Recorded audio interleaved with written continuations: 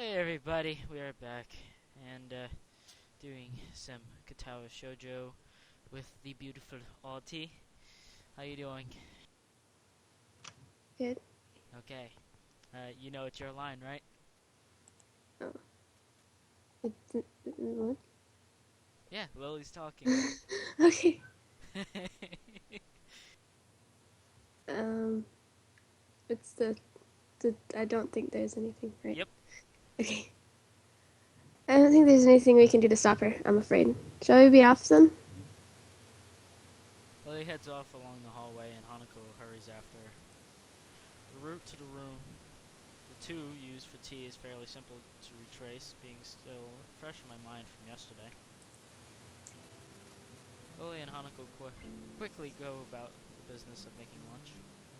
Before I can even open my small bag of food, Lily's busying herself with her thermos and tea bags as Hanako is setting out both of their lunch boxes.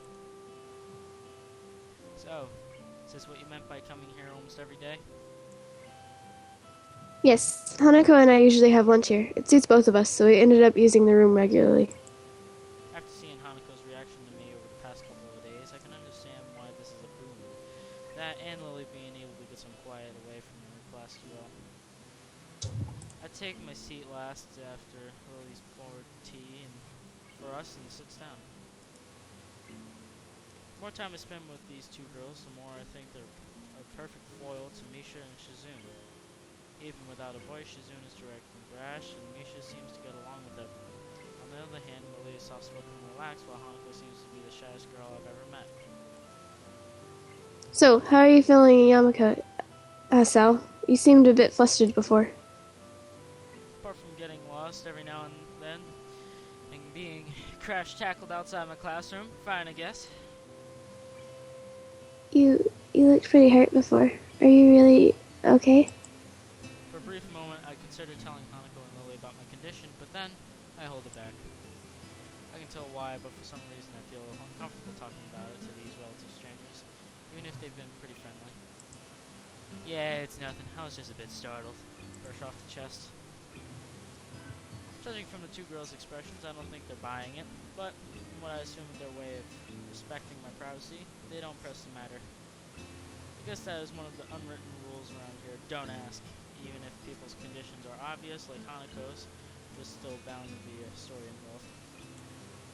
Everyone has things that they don't feel comfortable speaking about, and I think everyone here recognizes that.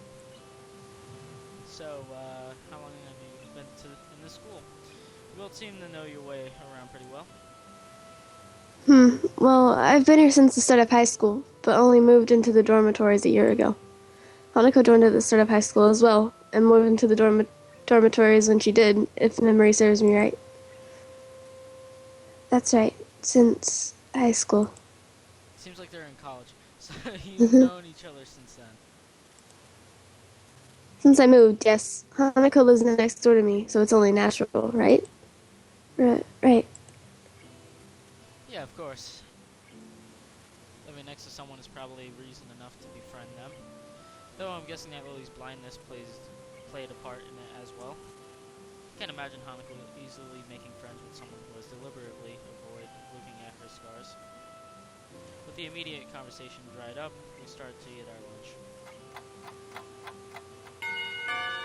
Isn't too long before the bells are signaling the end of lunch break. Like me, the girls are packing up their lunches as efficiently as they set them out.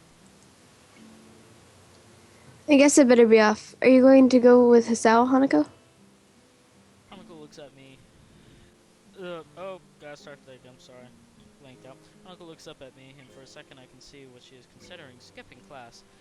Maybe just to avoid walking to the classroom with me. Yes. I don't know what to think of it. Hanako is really delicate, to the point of breaking it. If looked at the wrong way, it makes me a bit nervous too. But I push the feeling aside, trying to be as natural as I can. We should hurry then. Class already started, by the sound of it. Lily gives a nod of farewell as she bends down to take her cane, Hanako and I filing out before her. We walk down quietly down.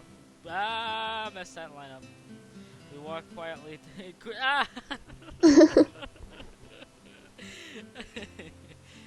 quickly down the empty halls to our respective classes. As I reach the door to Lily's 3-2 classroom, she turns towards me. Hey, Sal. Thank you for sharing lunch with us today.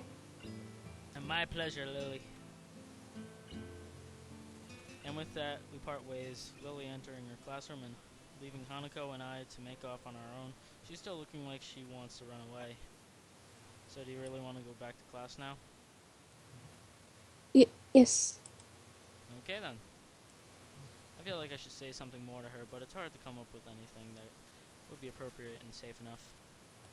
And Lily was right. The more time we spend out here, the more explaining we have to do. I open the rear door to the class and walk in. The teacher looks up at me and opens his mouth to say something. However, as Hanako follows me and closes the door, he simply nods to us and continues his lecture.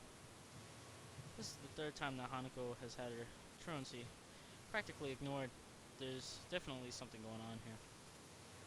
We make our way to our seats and I notice that Misha and Suzune are both missing as well. I wonder if it's some form of informal agreement with the staff or if it's a perk afforded to the unique students of the school. Trying to make it as little disturbance as I can, I extract the relevant textbooks from my bag and start catching up. The class goes on quietly. The teacher makes some, The teacher seems like an okay person despite the weird first impression I got, and the material is relatively interesting. However, the way that he teaches is really bizarre, as if he expects start over again. I messed up too many times on that.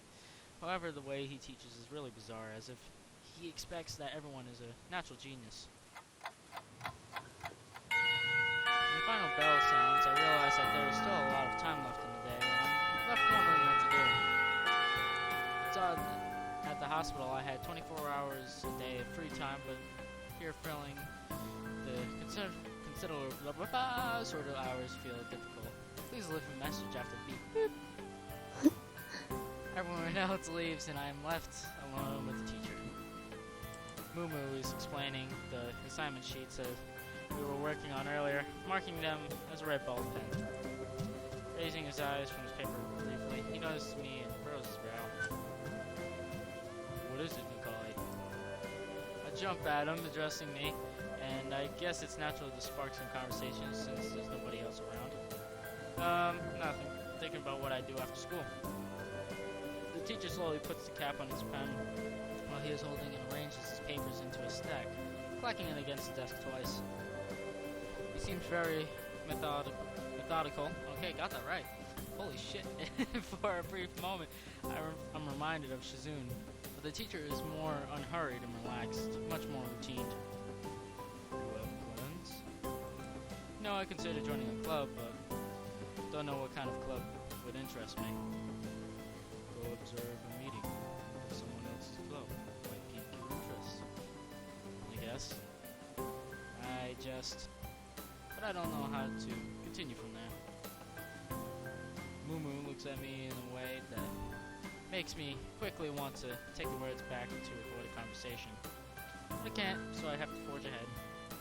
I just don't know how to deal with people here. I mean, the other students. I'm talking to people and everything, so it's not that I'd be isolated or anything like Kenji. I just don't know what to think about the disabilities. It's like, it feels I'm being impolite if I'm to pay attention to them, and it's weird to ignore them. Damned if I do, damned if I don't.